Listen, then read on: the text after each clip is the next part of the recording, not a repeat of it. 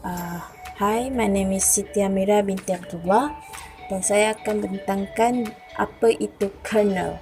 Kernel ialah sesuatu komputer program at the core of the computer's operating system with complete control over everything in the system. So kernel ni dia macam sesuatu komputer program yang dekat tengah-tengah operating system komputer yang boleh control semua benda dalam sistem.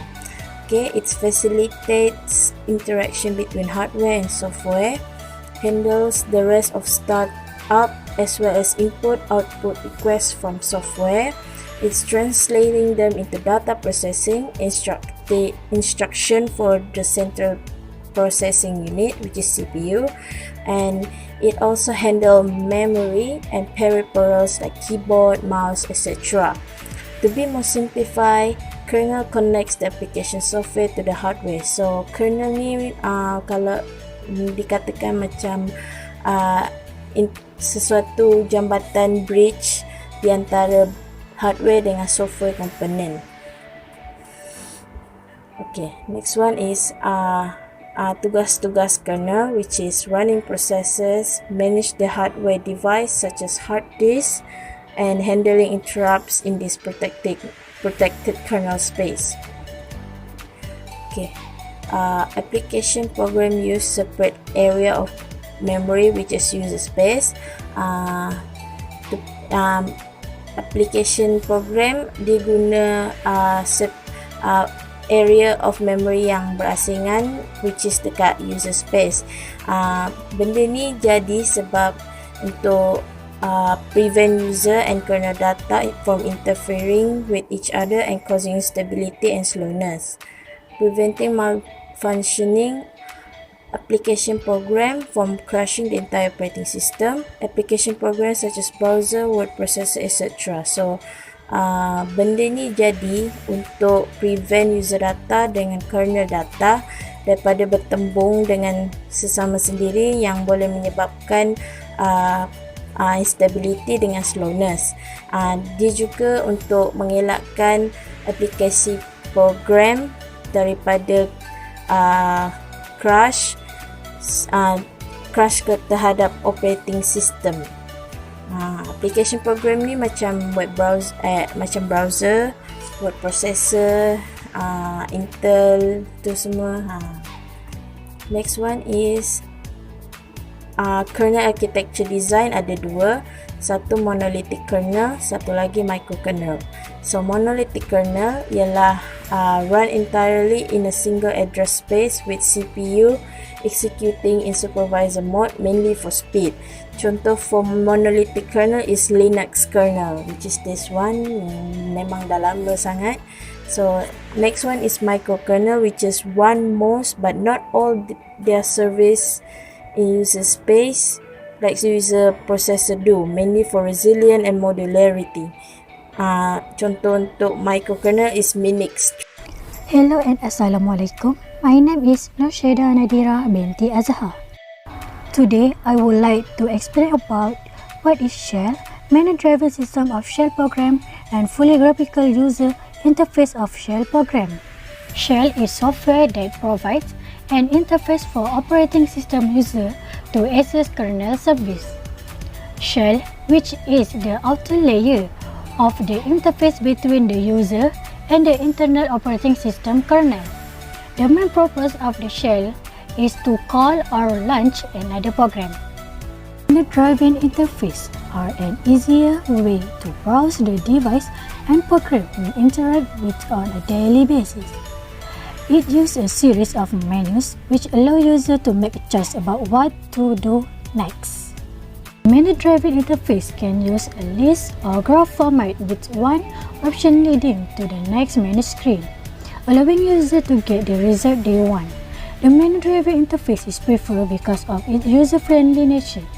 The menu lets you select one step leading to another step until you complete all the steps and get what you need.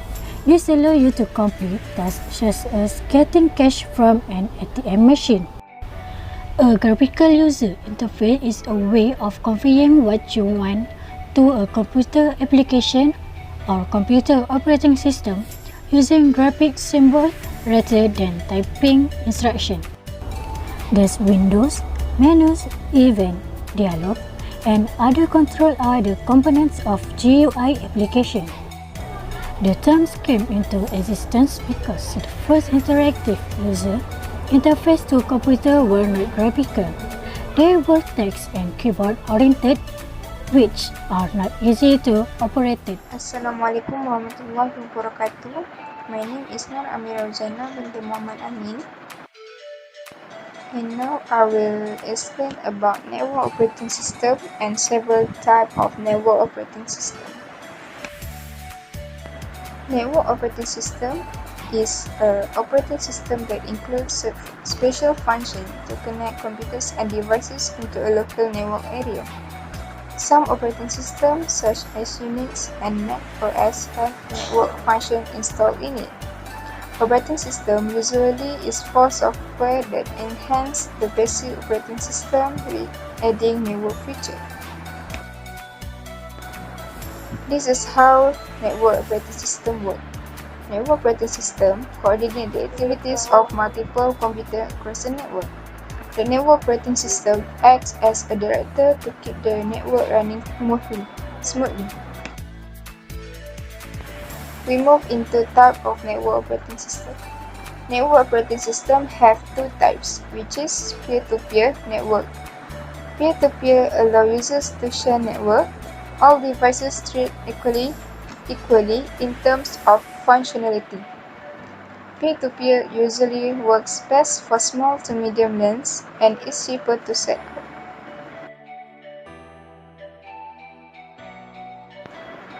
In a peer-to-peer network, no single provider is responsible for being the server.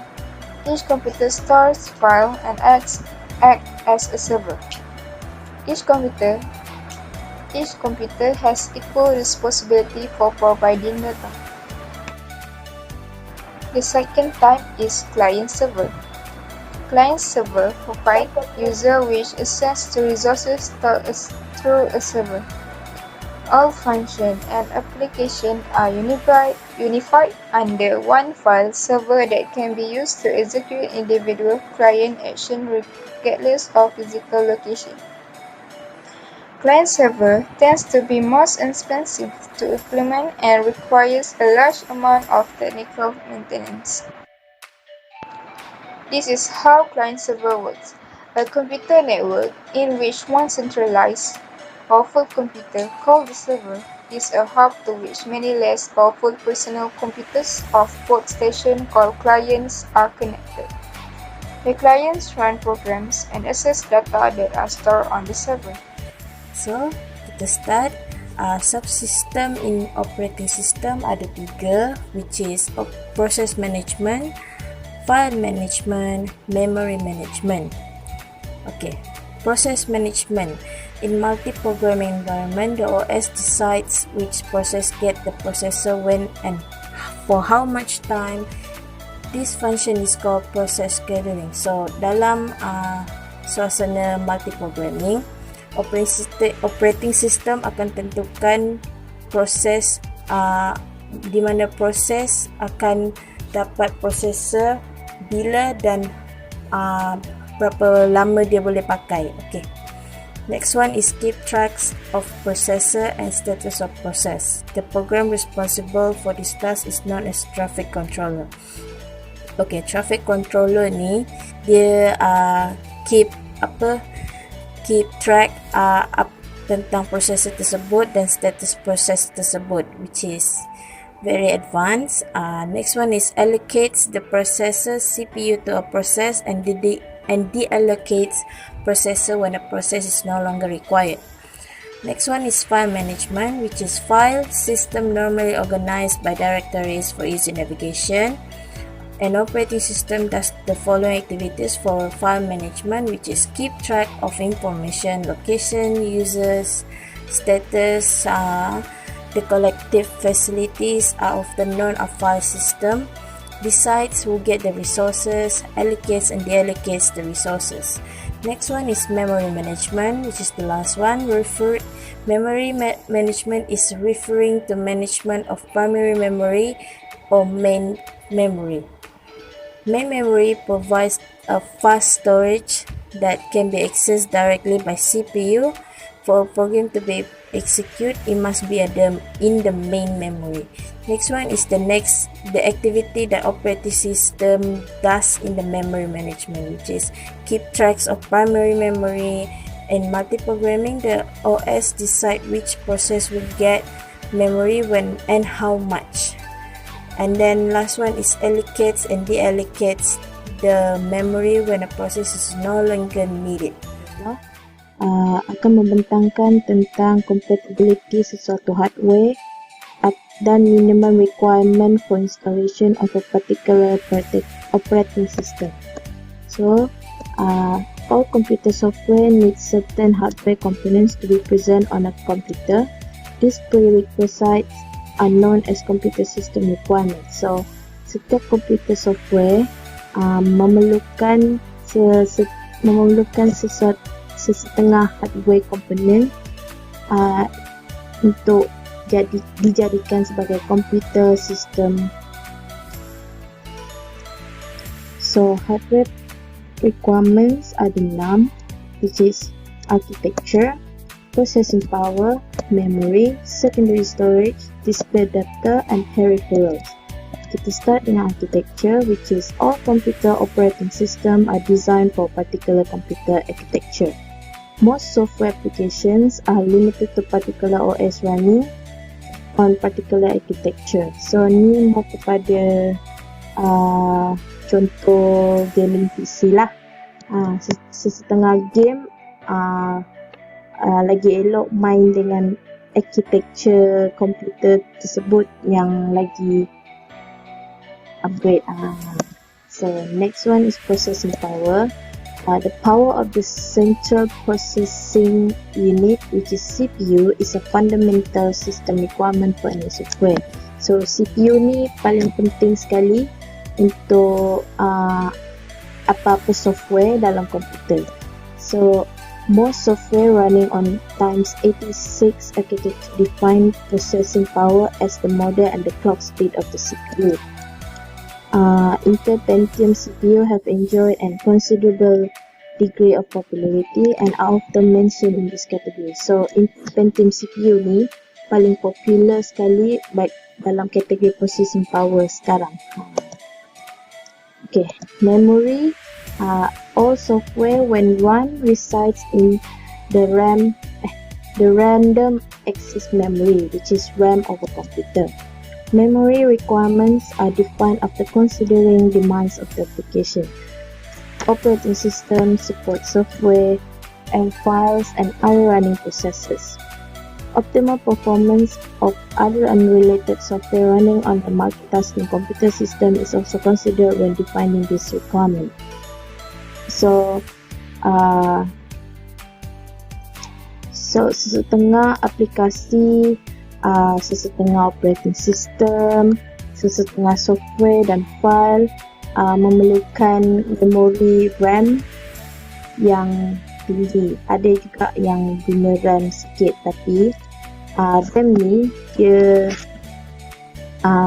bagi performance yang optimum terhadap software yang berjalan sambil multitasking computer system, something like that.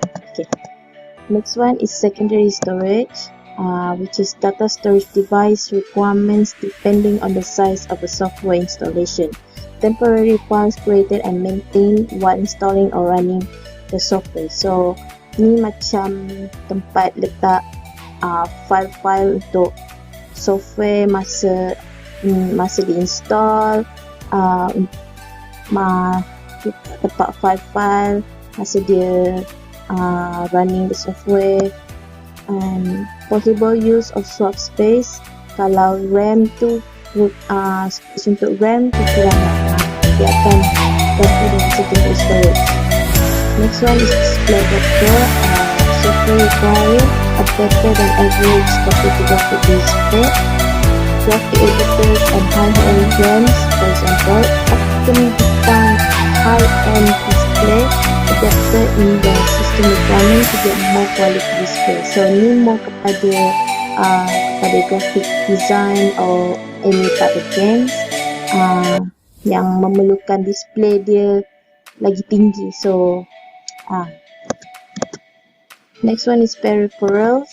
Some software application need to make extensive and or special use of some peripherals, demanding the high performance or functionality of such peripherals.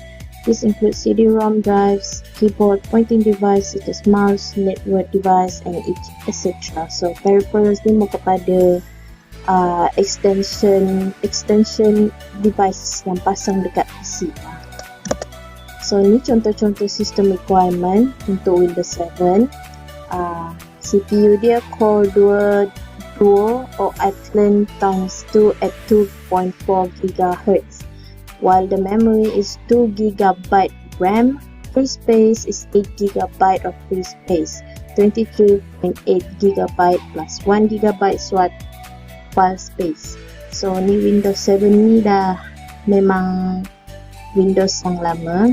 So sekarang ni kita guna Windows 10, which is the latest one, which is lagi greater daripada Windows sebelum ni.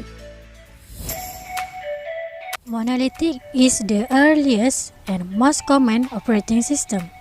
It is communicate directly with any other component. Each component of the operating system was contained within the kernel. A monolithic kernel is an operating system architecture where the entire operating system is working in kernel space. The monolithic model differs from other operating system architecture in that it alone defines a high-level virtual interface over computer hardware. Layered operating system become larger and more complex. Layered works by grouping components that perform similar function into layers. Each layer only communicates to its immediate upper and lower layer, more modular than a monolithic operating system. Its main is an approach that subdivides a system into smaller parts modules that can be independently created and then used in different systems to drive multiple functionalities. Lower level layers provide service to higher level ones using an interface that hides their implementation. Examples: Windows XP and Linux. The third one is virtual machine. A virtual machine takes the layer approach to its logical conclusion. It treats hardware and the operating system kernel as though they were all hardware. A virtual machine provides an interface identical to the underlying bare hardware. CPU scheduling can create the appearance that users have their own processor. Spooling and a file system can provide virtual card readers and virtual line printers. A normal user's time-sharing terminal serves as the virtual machine operator's console. A key enable is virtual machine monitor. The virtual machine concept provides complete protection of system resources since each virtual machine is isolated from all other virtual machines. This isolation, however, permits no direct sharing of resources. The fourth one is client-server. Server OS are designed from the group up to provide platforms for multi-user, frequently business-critical, and network applications. A thin client is a computer or a computer program which depends heavily on some other computer to fulfill its traditional computational roles. The most common type of modern thin client is a low-end computer terminal, which concentrates solely on providing a graphical user interface to the end user.